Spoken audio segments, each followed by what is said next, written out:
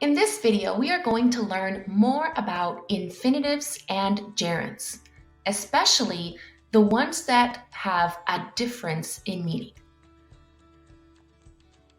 So far, everything we have learned about infinitives and gerunds, especially when you use them as objects of verbs, is that you need to choose one or the other.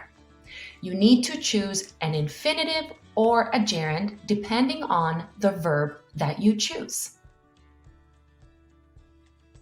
For example, if we look here at these sentences, the first sentence uses the verb want. Well, want needs to be followed by an infinitive. But the verb enjoy, like in the second sentence, needs to be followed by a gerund. So we can see that the verb controls what comes after. But in grammar, we know that there are always exceptions to the rules. So in this video, we are going to focus on 5 specific verbs that are exceptions to this rule. So here are the 5 verbs that you need to watch out for. Make a note of these 5 verbs. Okay, let's start with the verb remember. Remember plus infinitive is talking about something in the future, but remember plus the gerund is talking about the past. Sam remembered to call his mother. For future, Sam remembers calling his mother. That means that already happened. Just like the verb remember has a big difference, the verb forget does too. If you use forget plus infinitive, you are talking about the future. But if you use the verb plus gerund, you are talking about the past. Sam forgot to call his mother. That has not happened, so it didn't happen. Sam forgot calling his mother did. With the verb stop, we also have huge differences. If you use stop plus an infinitive, it just means to take a short, temporary break.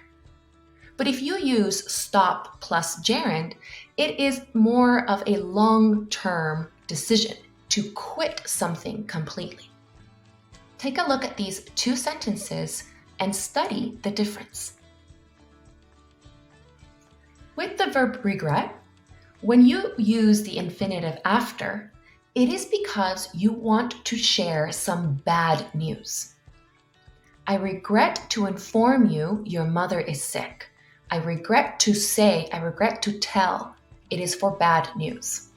But if you use regret plus gerund, it is something that happened in the past and you wish you could change it.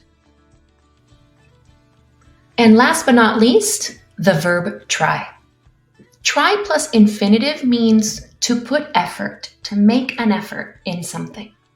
Sam tried to call his mother before work today. But if we use try plus gerund, it means that we're trying something new. We're experimenting. Sam tried calling his mother at a new time. So, the next time you use these 5 verbs, think carefully if you need to use a gerund or an infinitive after. Now that you know about the difference in these 5 verbs, try using them. Make sentences at home, try speaking using these 5 verbs, and practice understanding the difference when you use an infinitive or a gerund after these 5 exceptions.